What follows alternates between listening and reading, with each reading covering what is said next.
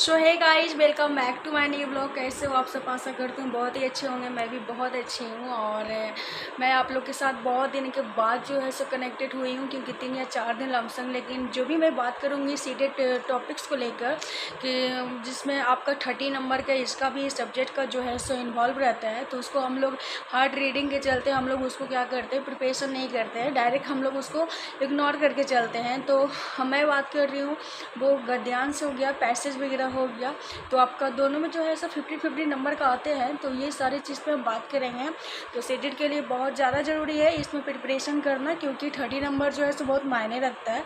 तो मैं वीडियो आगे स्टार्ट करने के पहले जो पहली बार आया मेरे चैनल में, तो प्लीज़ लाइक कीजिएगा और सब्सक्राइब करना बिल्कुल नहीं भूलिएगा। और वीडियो अगर अच्छा लगे तो प्लीज़ कमेंट ज़रूर शेयर कीजिएगा।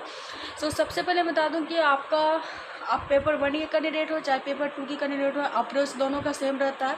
सो 50-50 नंबर का दोनों में रहेगा। सो दोनों को आपको सबसे पहले उसमें क्या करना है, मैसेज बहुत तरीके से किया जाता है सॉल्व, आप किसी तरीके से कर सकते हो। वो माइंड सेट टॉपिक्स होते हैं, तो अगर आपने उसको कर लिया तो आसान है, नहीं किया तो बहुत मुश्किल भी होता है। सारे इसी में दुखित रहते हैं कि हमारा जो है सो पैसेज में जो है सो नंबर नहीं आता है, हम उसको सॉल्व नहीं कर पाते हैं। तो ये सारी चीज़ हमारी जो अप्रोच को हम लोग फॉलो नहीं कर पाते हैं, उसकी वजह से जो है सो पैसेज का नंबर हमारे साथ जो है हमेशा कट जाता है। तो वो चीज़ को हमको कंटिन्यू फॉलो करना है। सबसे पहले तो आप जिसको आप समझ रहे हो ना कि बहुत हार्ड होता है, उतना हार्ड नहीं है। आप माना कि बहुत ज़्यादा जो है सो उसमें लंबा लिफाफा तरीके से इंग्लिश हिंदी में तो सभी लोग जो है सो उसका कुछ जो है सो सॉल्व कर लेते हैं, लेकिन इंग्लिश जो है सो उसको जिस तरीके से चैप्टर तरीके बाई चैप्टर लिखे हुए रहता है ना, तो बहुत उसको हार्ड समझ के उसको रीड नहीं करना है। और सबसे बड़ी बात है कि उसको हमें वहाँ पे पढ़ने का टाइम नहीं मिलता है। तो और उसमें पैसेज को पढ़ने के बाद ही आपको स्टोरी पे डिपेंड रहता है पैसे, तो उसको हम पढ़ते नहीं हैं और डायरेक्ट 15 नंबर को हम छोड़ के चले आते हैं। तो 1 या 2 नंबर से जो हमारा जो सीटेट क्लियर नहीं होता है, या फर्स्ट बार जो एग्ज़ाम दे रहे हैं, उनके लिए भी तो बहुत ज़्यादा ज़रूरी है कि ये सारी चीज़ आपके लिए कितना इम्पोर्टेंट है। सबसे पहली बात है कि अगर जो फर्स्ट बार एग्ज़ाम दे रहे हैं या पहले से दे चुके हैं, तो उनको पता ही होगा कि इसमें जो है सो पैसेज आपका एक ही स्टोरी पे डिपेंड होता है। तो उसको सबसे पहले रीड कीजिए, ठीक है। जो इंग्लिश का हो तो उस पर जो है सो एक ही स्टोरी पे डिपेंड, अब बार बार उसको नहीं पढ़ना है, क्योंकि उसको अंडरस्टैंड करना है। और जहाँ भी फुल स्टॉप होता है ना, वहाँ पर आप एक घेरा लगा दें तो ज़्यादा बेटर होगा। अगर आप पहली बार एग्ज़ाम दोगे तो आपके पास पेपर होगा, तो उस पर आप प्रैक्टिस कीजिए। और जो पहली बार दे रहे हैं तो वो चीज़ को यूट्यूब पे अवेलेबल होगा, बहुत सारे चीज़ जो है सो एनालिसिस क्वेश्चन होंगे, तो उसको एक एक करके करिए। अब देखिए उसको सॉल्व कैसे करना, मैं इस पे बात करती हूँ। मैं हिंदी और इंग्लिश दोनों पैसेज की बात कर रही हूँ। हिंदी में वही चीज़ गद्यांश हो जाते हैं और इंग्लिश में आपका पैसेज हो जाता है। तो सबसे पहले बता दूँ कि अगर आपका कविता की तरह जो हिंदी में रहते हैं ना, उसको सबसे पहले अगर छोटा वो गद्यांश होते हैं, तो उसको सबसे पहले क्या करो, कविता को रीड करो। क्वेश्चन को पढ़ना तो है, लेकिन सबसे पहले कविता को रीड करो। अगर लंबा है तो उस पैसेज को पहले पढ़ो, उसके बाद क्वेश्चन सॉल्व करो।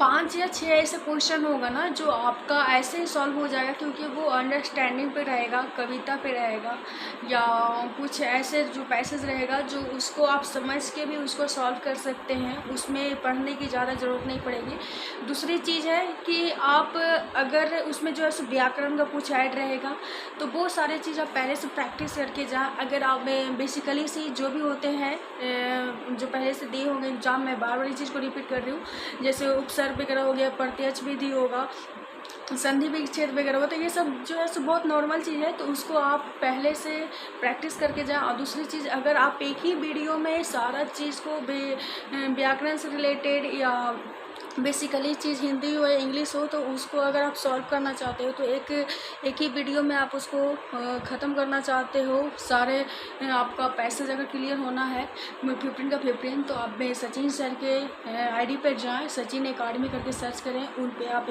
ये आपको पूरा व्याकरण का ज़रूर निकल के आप उसको पूरा सॉल्व कर सकते हैं उनके चैनल पे। तो वो आप ज़रूर करें और आपका जो है सारा क्लियर हो जाएगा। 30 नंबर जो है सो आपको बहुत मायने रखता है, तो उसको इग्नोर हमेशा बिल्कुल नहीं कीजिए।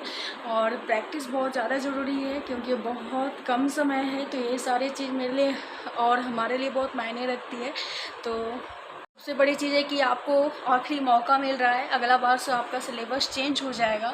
तो हम लोग को है सो बहुत ज़्यादा समझ लो कि मतलब एक लक चांस मिल रहा है।